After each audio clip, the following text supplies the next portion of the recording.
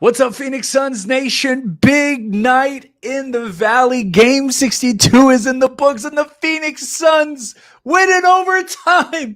They win on the road. They find a way. Kevin Durant, 35 points. Be sure to hit the like button and subscribe. Let's get into it. Kevin Durant delivers. Gorgeous move from Bradley Beal. Personally, I feel like that brother needed help. Devin Booker with the clutch three. Let's go. Oh my gosh. It feels like the drought is over, even though it was a 2-game losing streak. The heavens have parted. We can see the clouds have disappeared. The Phoenix Suns got a big win. I mean, just a huge win against a good team too. A great team that just won an NBA championship, something that the Phoenix Suns are aspiring to this season. And this game had it all. Ashton, what is your initial reaction? What was your experience like watching this game? Oh my God. We are back. We're so back. Oh my God. Okay. Important question. Let's just jump right into it. Is KD redeemed? I don't know. Okay. So KD played incredibly well in overtime. I think it was 8 points that he had in overtime, was just nailing those threes. Obviously hit the big three at the end of regulation to tie the game, where it seemed like all hope was lost. I was sitting on my couch and I was just like, this sounds about right. Like, I was waiting all night for them to drop this lead. It almost seemed too good to be true. And then KD hits the three and I'm like, oh, okay, hold up. We may have a game here. And it went into overtime and they took over. And my thought process, and you guys can follow me on X at Tony Goat Romo because I tweet during the games. My thought process is someone just has to take over. Like, no one took over in the fourth quarter. And never mind the fact that we are the worst basketball team in the fourth quarter in the NBA. Like, someone just needs to make a shot. I mean, we were god awful in the fourth quarter. KD was 1 for 8. We were like 4 of 20. And normally you give the game away that way, but luckily the Denver Nuggets were just as bad in the fourth quarter. It was pretty bad basketball there for like a 2-3 minute stretch, just watching both teams try to hit a 3-pointer and they couldn't buy a bucket. But someone needed to take over. And look, this was much needed. And I said it last video. I said it last post-game show. Like, there's no moral victories anymore when you're this late in the season. Like, either you do it or you don't. Either you get it done or you don't. And if you walked away losing this game, it's like, it doesn't get any better than this. So to get a win on the road against the defending champs without your best player, Devin Booker, and to win in overtime when you essentially blew a 23-point lead, and all of Suns Nation was just like watching this game like, okay, now it's 16 points. Now it's 13 points. Now it's 6 points. Now it's 3 points. Oh, yep. Yeah, the Nuggets took the lead. And for you to come back and find a way to win in overtime. And it wasn't like it was your main players that got the win in overtime. It was Kevin Durant and Bradley Beal, which brings an absolute joy to my heart, because that's who you need to play and win those games. Like, that's why you bring those players in. Would I have love for them to do it in the fourth quarter? Absolutely. But the fact is, they got it done. And look, this was such a thin line. Like, I was ready to come on this podcast and rip this team to shreds. I was like, this is done. This is over with. This is a terrible team. But then they went to overtime and they won it. I'm like, okay, hold up. Wait, I think we have a pulse here. Now you got to take this, right? You got to take this and you got to build on it, because now you got the Toronto Raptors coming up. But look, I'll be honest. I did not expect us to win tonight. The Nuggets were 6-game winning streak. They're on a 6-game winning streak coming into tonight. Yeah. Great team. and I was just worried because Jokic is Jokic and Jamal Murray can shoot the ball, and they're a great team from the 3-point range. And the Suns have struggled playing defensively at that point of the season, and we were on a 2-game losing streak. We were without Devin Booker. Like 2 + 2, it just makes sense, and it all led me to believe, like, man, we're gonna get blown out tonight. We're gonna get beat tonight. But look, it's an old saying, but this is why we played the game. And the Suns came out and they got a much needed win. I'm ecstatic. Ashton, take it away. Oh my God, absolutely. We needed this win.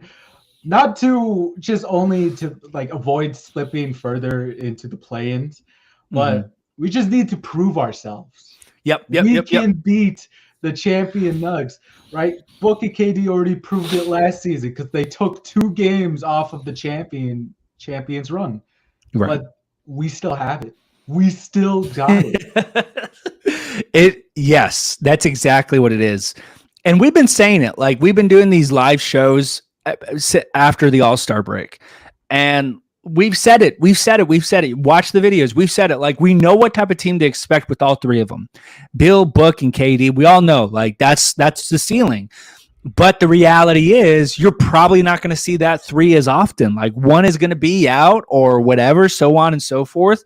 So it's important for us as Suns fans to see this team click, to get big wins, to find ways to win, to close out games when one of those players are not in the starting slot. And if you ask me, I think if it's just KD and Bill, that's the weaker of the combinations that you can get. I feel like the stronger of the combinations is always when Book is involved. So whether you get Book and Beal or Book and KD, I'll take those over a KD and Bill combination because KD and Bill are ball heavy. They need the ball in their hands. As for Book, he can distribute. He can get others involved. He establishes the tempo and the pace of the game. And so, it was a very this is definitely on top of the list of the wins this season. And there's been some great wins. I mean, the comeback against Sacramento, the comeback against Chicago, those are all great wins, but this one might just be at the very top. Obviously it wasn't as exciting as coming back, but like, we came out of the gate at tip-off and we punched the Nuggets in the mouth.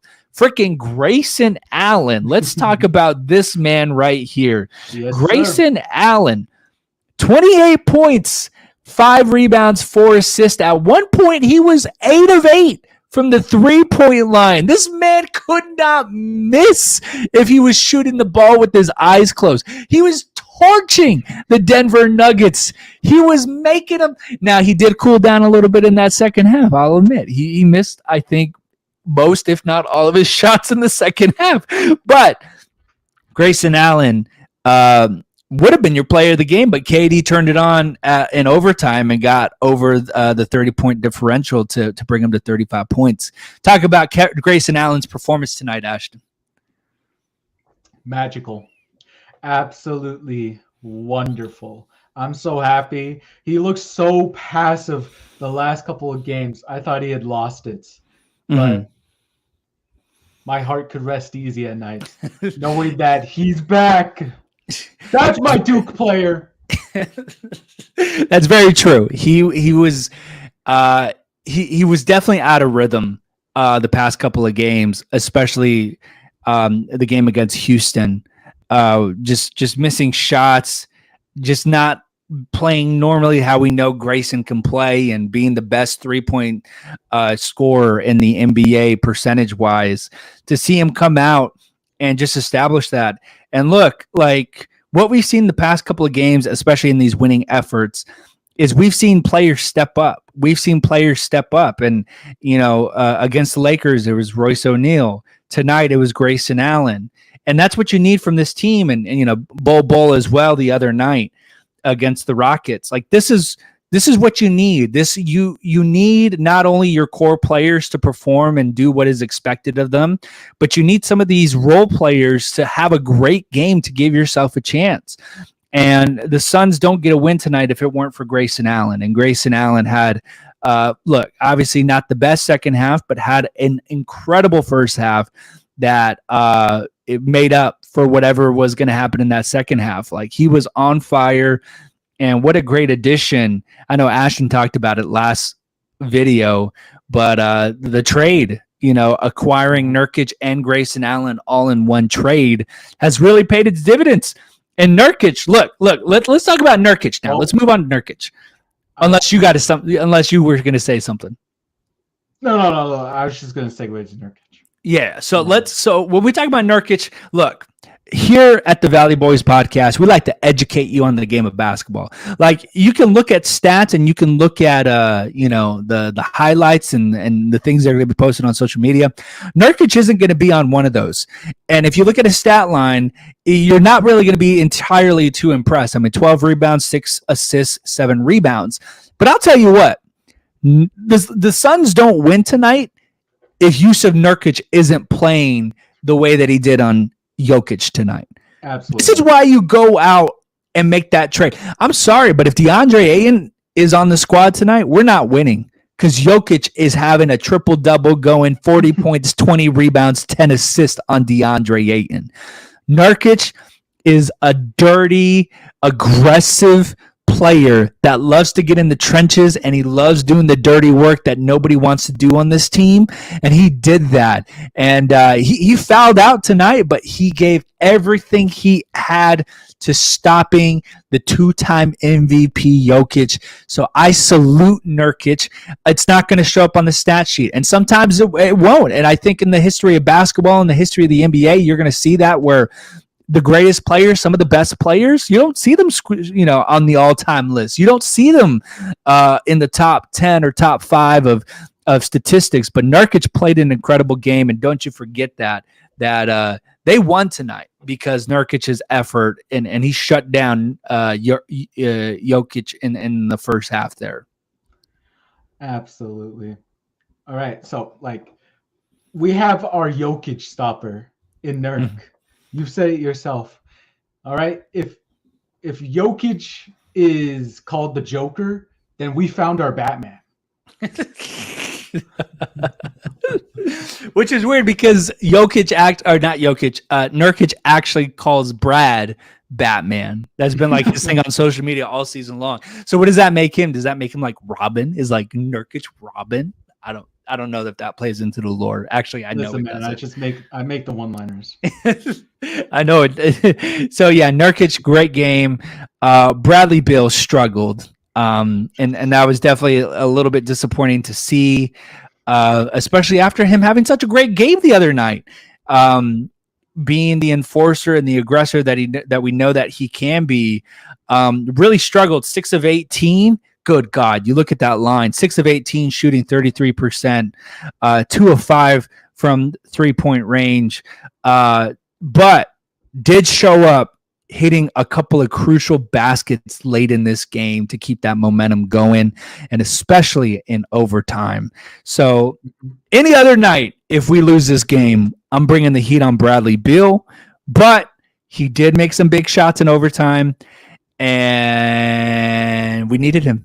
It's crazy how different a team can feel, obviously, after a win or a loss. If we lose tonight, this is an uncensored podcast. But because we won tonight,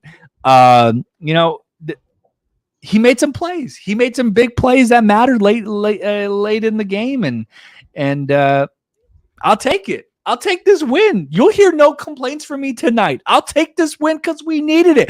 We were 2-4 after the All-Star break. Now we're 3-4. We were on a 2-game losing streak. We were without Book. Like, it was bad the past couple of days with Suns Nation. Like, it was dark. It was grim. No one felt up to the task of talking about this team, because we just felt like we were in this loop all over again. So to go out and get a win like this, it's spectacular. Oh, yeah.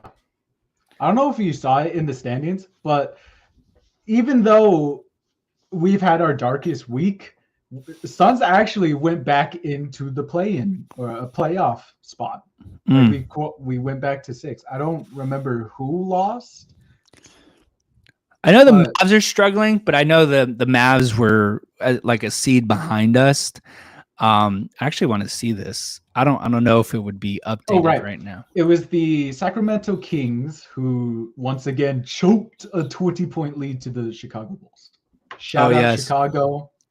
Now we're the 6th seed, and we just won against the championship Nuggets. Who's stopping this team? Who's stopping this team? Chill. Calm down. You know what would have made this night so much better though is if we had beat the Thunder the other night. Because then that really rocks the boat. Because then the Suns would have beat the Thunder, who are the number 2 seed. They were the number 1 seed when we played them that night. And then we beat the number 3 seed tonight.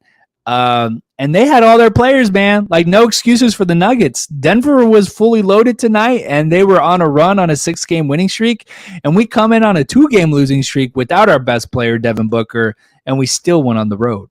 Like, that's you got to have big huevos for that. Like, the Suns got it done, man. Like, and you know, at this point of the season, you got to scrape, you got to claw, and you got to reset after having a bad shot or a bad quarter or whatever it may be.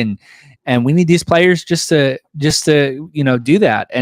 And you know, there was a couple of things that we still saw from the Suns team that we've seen consistent in the bad things that we've seen through this season. You know, their turnovers, their lack of moving the ball offensively, all that good stuff, all that bad stuff. But they put it together in the right moments, and they did a lot more good than bad in this one. And you know, they played really good defense. That's the other thing I wanted to talk about. They played really good defense, really great defense in that first half, in that second quarter when they had that insane run. I think it was like 24-6 or something like that. That was the run that they were on. They were just getting steals. They were just forcing turnovers, forcing bad shots. They were closing out the ball. They were hustling. It was just like, that's the kind of basketball that we need to see on a consistent basis this late in the season. And they look great for it, man. Like, I was so excited to see the Suns team rise up to the challenge when, you know, honestly, they had no business on a 2-game losing streak on the road. Yeah, I could actually still remember the stats. So, I mean, that second quarter was magical. Probably the best quarter we've ever played this season. All right, Probably. Jokic ended the night with 7 turnovers. I don't remember how much he had at half. You know, he had. I think it was 5 turnovers. Yeah. Oh, yeah. And then we held the Nuggets to like 4-20 shooting the whole second half. That's just amazing. That's lockdown defense. Oh, wow, what a freaking quarter. Yeah. And, you know, bringing it back to this stretch, this post All-Star game. This post All-Star break, you look at this schedule and you look at the losses. So, right, the Suns are sitting at 3-4 post the All-Star break. You look at the 4 losses that we've had. Well, you know what? Let's look at the past 5 losses because I think that's pretty significant. So let's look at the past 5 losses. So you have OKC, which was well within our range. Like, we could have easily won that game. You know, just Frank Vogel decided to play Saban Lee and Drew Eubanks. The Houston Rockets, we lost by 9. That was just a really bad game that we could have had back. But if you look at that first Houston Rockets game, that was definitely winnable. We came back and we put ourselves in a position to win, and we came up short. Even the Mavericks game, the first game after the All-Star break, that was pretty, like, you could have won that game. And then obviously the one loss before the All-Star break against Golden State where Curry hit the game winner. If Bradley Beal just doesn't play that ball, and if he just plays on Curry, might be a different story. We might win that. So what am I talking about? Point is, like, the Suns, as angry and as frustrated as you may be, and I'll admit too, I've been frustrated and angry, they're not far away. And that's the NBA. Like, the NBA, you're a play or 2 plays away, and that's what makes great players great, and that's what separates good teams and bad teams and good teams and great teams. The Suns are there. Like, the Suns are obviously in that conversation, and if you don't agree that they're not at least in competition or in that conversation, then you're just a hater. But, like, the pieces are there, and that's why when we lose, you see Suns fans freaking out because it's like, we know this potential. We know what they can be with or without Bill, with or without Book, with or without KD. And tonight is a triumphant night for Suns Nation because it just showed everything that we've been waiting for all season long. Like, this, is the epitome of what we've wanted to see from this team all season long. Now, we got to do it on a consistent basis. Like, we just got to do it on a consistent basis. Like, you can't drop a ball in Toronto in a couple of nights on Thursday. You can't do that. But you can take a great win like tonight and build on it. And that's what I'm really excited to see. And hopefully we can string together a winning streak here. Oh, yeah. So I actually, yeah. If there was a message I could say to the Suns, it would be keep going. And actually, so recently I watched Forrest Gump recently for the first time ever. So to loop that in, if I could say anything to the Suns, it would be run, Suns, run.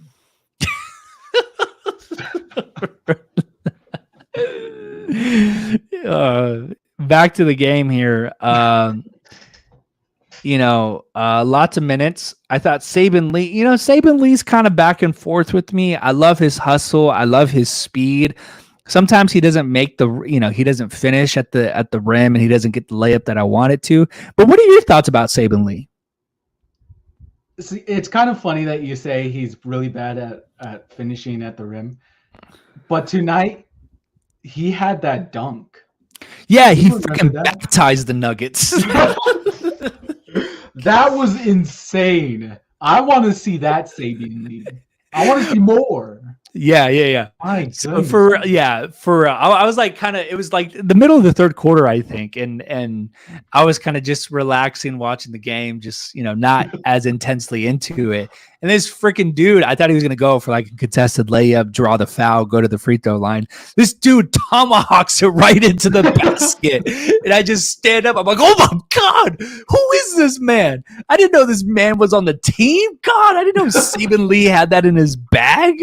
Good God. Yeah, that one got me hyped.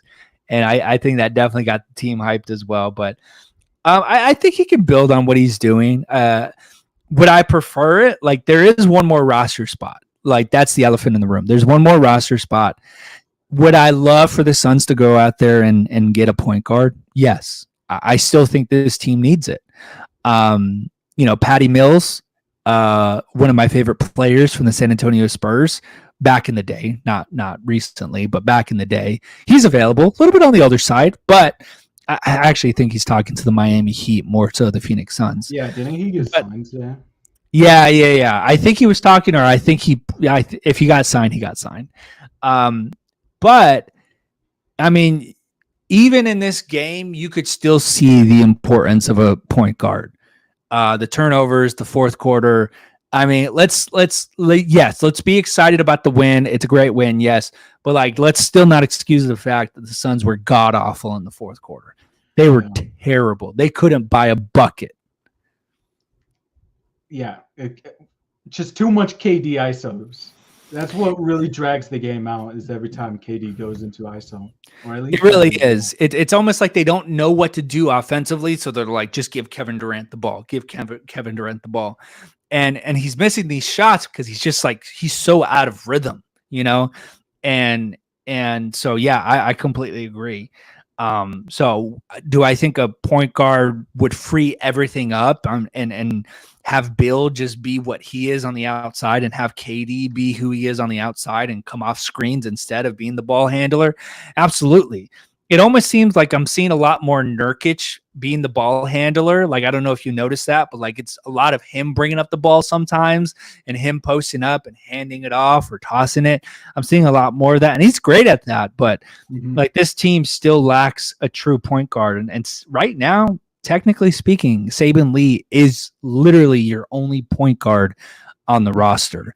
And, like, that's just, I don't feel good about that going into the playoffs. Like, everyone needs to play, everyone needs to contribute, but, I would feel better. And that's not a knock on Saben Lee. Like, he can play and maximize his minutes, but like, I still want someone. Like, I still want a point guard in there. But other than that, yeah. Yeah, I mean, so we got to see a little bit of Saben Lee's nasty side tonight. But we also got to see a pretty good minutes from Drew Eubanks. He's That's pretty bad. exactly who I was going to bring up here. And I think in this game, you don't really need Drew Eubanks to have, an incredible game. Like, you just need him to play good defense on Jokic, limit him, and take advantage of the rebounds. And if there's an offensive rebound, like, put it back and get your points. And that's exactly who I was going to talk about next. Drew Eubanks, 10 points, 8 rebounds, almost a double-double, 2 rebounds short of a double-double, and perfect from the free throw line.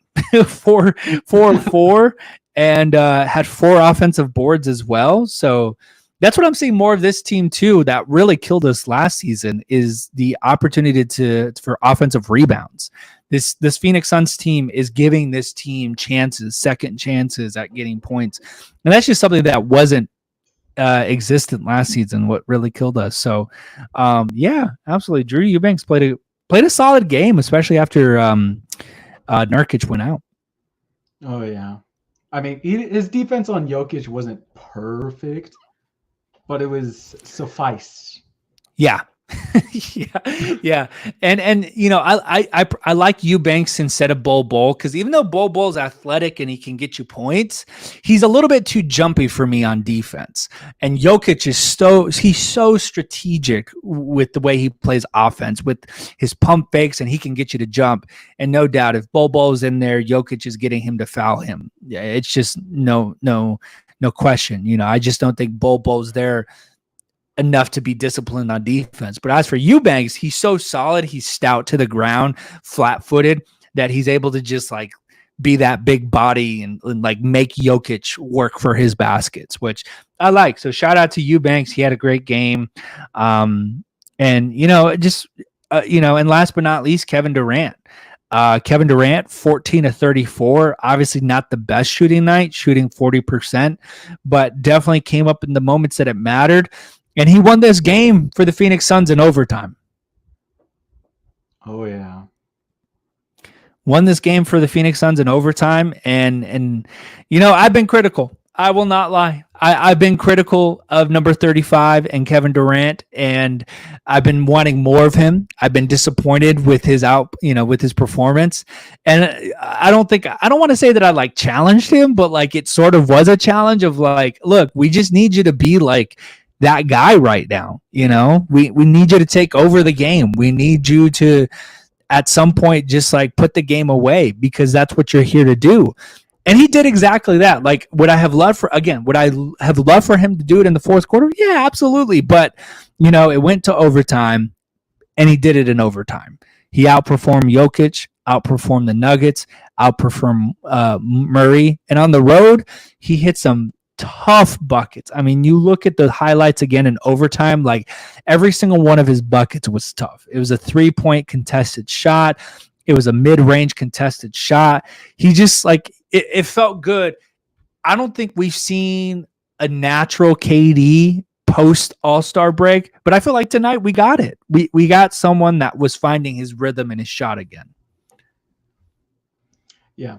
Outside of the 20 missed shots. Yeah. I know. But we just got that. Exactly. And shout out to Baxter in the comments. He says, hello, Phoenix Suns, go Suns. Yes, sir, Baxter. Be sure to hit that like button. Thanks for commenting. The Phoenix Suns win, and they jump up to their record now is they get their 36th win of the year. So they're at 36-26, and they take on the Toronto Raptors on Thursday, and they get a win on the road, which is big. Always big when you can get a win on the road, especially against a team like the Nuggets. But I feel great about this win, and I feel, back to our predictions, what we talked about last game, we had this 5-game stretch. I pinned the Toronto game as the only win of that 5-game stretch. So the Nuggets, we get a win tonight. I feel pretty good about getting a win back at home against Toronto. Now, what did you say? Remind us again, Ashton. What was your? I said 2 of 5. 2 of 5. Okay. Go 2 of 5 over or I guess 2 of 3 is more accurate. Yeah. I even though I didn't say it then, I didn't say it out loud.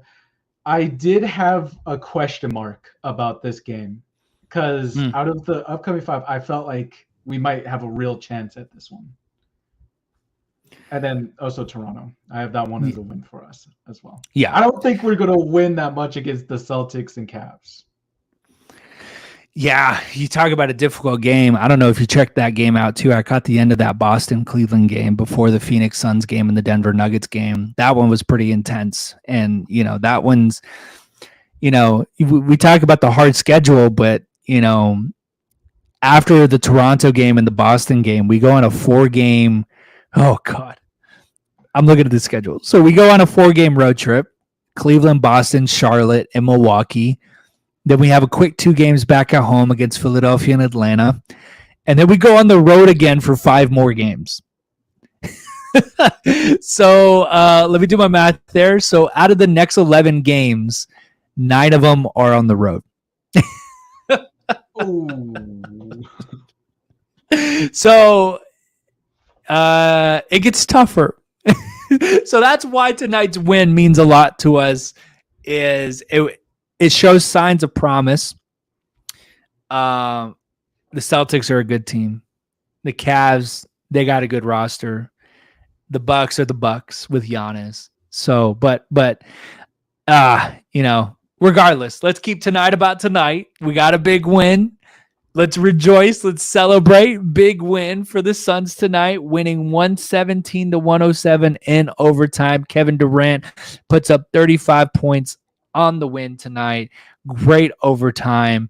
Ashton, before we leave and get out of here, is there anything else you wanted to mention or anything you wanted to get off your chest before we move forward to Toronto? Shout out to David Roddy and his 3 points that he scored in the 5 minutes that he played. He had a tough basket, though. He had an and one in there. He used to play football, and I swear, if he had that ball under his legs, no one's stopping him. Well, under his legs, under his arms, no one's stopping him. He just barreled through. I compared him to a cannonball when I saw that. That's magic. Well, there you go, guys. The Phoenix Suns again win on the road. Big time win, ending their 2-game losing streak, ending the Denver Nuggets 6-game winning streak. They're 3-4 post All-Star break, and they get their first win during this hiatus where Booker is out. Now, quick little update before we let you go. If you were watching the game tonight, they gave an update regarding Devin Booker. They said, best case scenario, we can expect him back for one of the Boston games.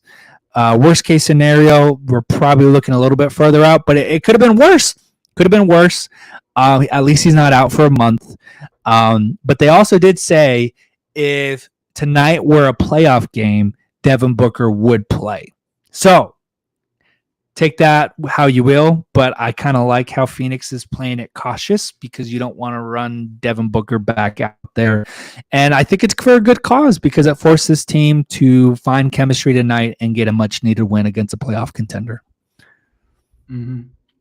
All right, guys. Well, be sure to hit that like button, subscribe, and we will see you guys Thursday against the Toronto Raptors. And happy birthday, Mom!